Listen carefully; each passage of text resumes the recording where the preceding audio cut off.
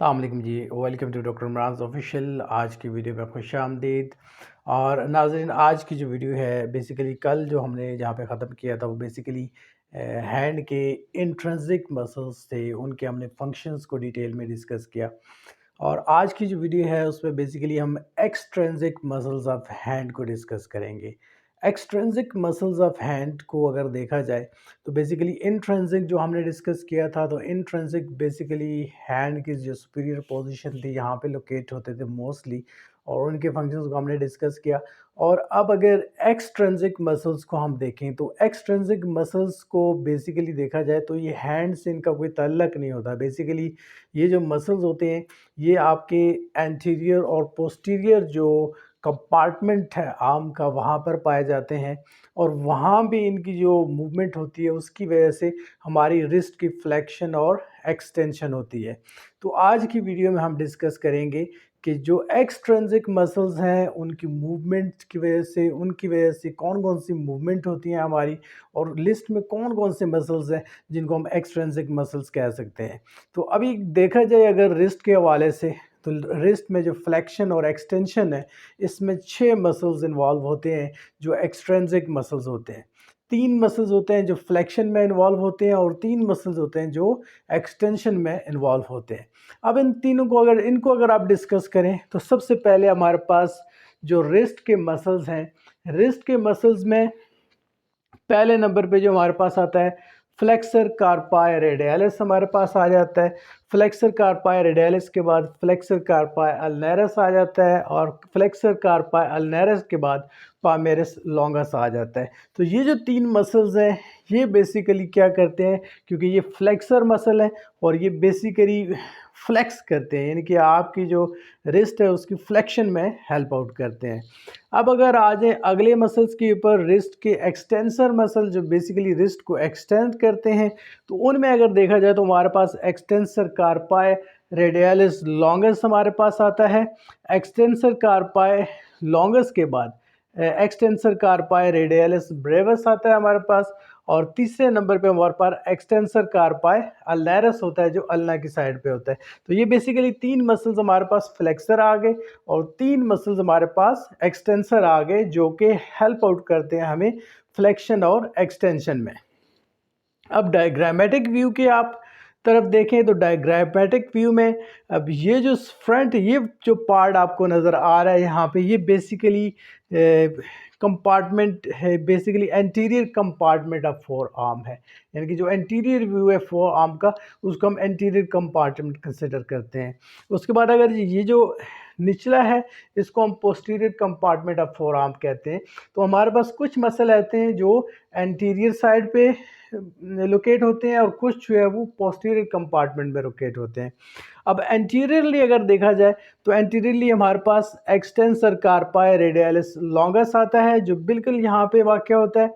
उसके बाद second number पे पास हमारे पास आता है एक्सटेंसर कार्पाई रेडियलिस ब्रेविस, ये हमारे पास आ गया। और तीसरे नंबर पे जो मिडल में आपको मसल नज़र आ रहा है यहाँ पे बिल्कुल इस लोकेशन पे, ये वाला, तो ये बेसिकली पामेरस लॉन्गस मसल है। पामेरस लॉन्गस मसल जो है बेसिकली जो है रिस्ट की फ्लेक्शन में हेल्प आउट करता है, जैसे कि हमने पहले मसल में फ्लेक्शन में हमने पढ़ लिया। अब अगर देखा जाए तो यहाँ पे एक और चीज़, ये जो आपको बैंड नज़र आ रहा है, ये जो बैंड वेड्थ नज़र आ रही है, इसको हम कहते हैं एक्सटेंसर रेटिनिकुलम। एक्सटेंसर रेटिनिकुलम जो है ये बेसिकली एक थिक बैंड होता है, और ये थिक बैंड क्या करता है, जो टेंडन्स होते हैं रिस्ट के उनको होल्ड करता है, उनको होल्ड करने में हेल्प आउट करता है।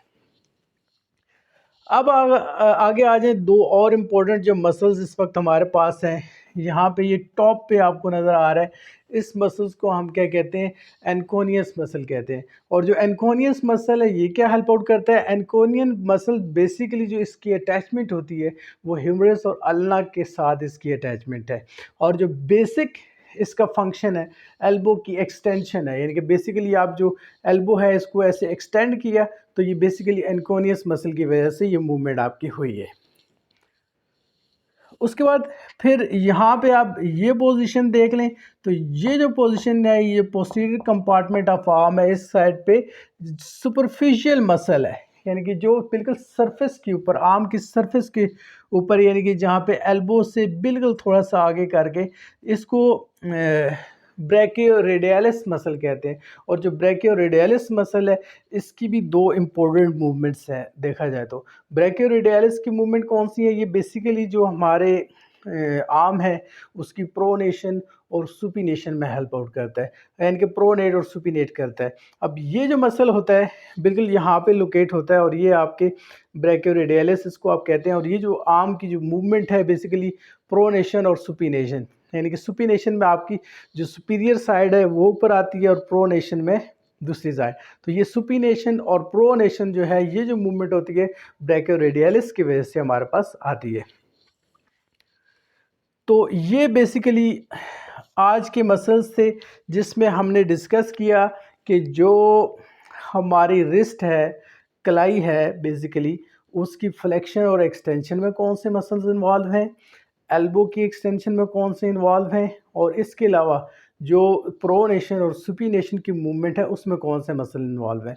बेसिकली ये जितने मसल्स भी हैं, इसको हम कंसिडर करते हैं एक्सट्रिंसिक मसल्स में कंसिडर करते हैं। और ये एक्सट्रिंसिक मसल जो है, ये बेसिकली आपके फोर आर्म के मूवमेंट के साथ साथ आपके जो हैंड की मूवमेंट है, उसमें इम्पॉर्टेंट रोल प्ले करते हैं। और इन मसल्स में, इन केस अगर इन मसल्स में से कोई मसल डैमेज होगा, तो उसका ऑटोमेटिकली उसका जो इफ़ेक्ट आएगा वो हैंड के ऊपर आएगा। और अगर लेट्स सपोज के इन केस अगर ये मसल्स डैमेज हो जाते हैं, किसी भी पेशेंट के एक्सीडेंटल इंजरी की वजह से डैमेज हो सकते हैं, या फिर इसके अलावा स्ट्रोक या पैरालिसिस की कंडीशन है, उसमें ये डैमेज हो सकते हैं। तो उसमें सबसे पहले एक्ट करना है, बेसिकली इन मसल्स के ऊपर करना है। और इसमें ब्लड सर्कुलेशन का लेवल पहले बेहतर करना है इंफ्रारेड के ज़रिए, और उसके इंफ्रारेड देने के बाद फिर हम उसको मसाजर के ऊपर जाएंगे। मसाजर, क्योंकि वो एक जो फेशियल गन मसाजर होता है, वो आप यूज़ करेंगे, ताकि जो ब्लड सर्कुलेशन है वो स्टिमुलेट हो मसल्स, और उस स्टिमुलेशन की वजह से उनमें ब्लड सर्कुलेशन आए। और तीसरे नंबर पे टेंस मशीन भी यूज़ कर सकते हैं, वो नर्व्स को एक्टिवेट करेगी। तो ये 3 चीज़ें बेसिकली हम करेंगे। और उसके बाद इसकी जो एक्सरसाइजेज़ हैं, एक्सटेंशन और फ्लेक्शन एक्सरसाइजेज़ ऑफ आर्म और हैंड, उनके ऊपर हम फोकस करेंगे। और डे बाई डे इंशाल्लाह आप देखेंगे कि आपका पेशेंट इंप्रूव कर जाएगा। तो आज की जो वीडियो है, इसमें बेसिकली शॉर्ट सी वीडियो थी, जिसमें हमने डिस्कस किया एक्सट्रिंसिक मसल्स की लिस्ट को और उनके रोल को। और डे बाय डे हम इंशाल्लाह इसी वीडियो के यहाँ पे चलते जाएंगे। और इंशाल्लाह जो अगली जो वीडियो है हमारी, उसमें ब्रैकियल प्लेक्सिस के ऊपर इंशाल्लाह हम डिस्कस करेंगे, उनके फंक्शंस के ऊपर डिस्कस करेंगे, उनमें कौन से नर्व्स इन्वॉल्व हैं, उसके ऊपर इंशाल्लाह डिस्कस करेंगे। तो आज की वीडियो के लिए इतना ही। तब तक के लिए इजाज़त दीजिए। जज़ाकल्लाह, अल्लाह हाफ़िज़।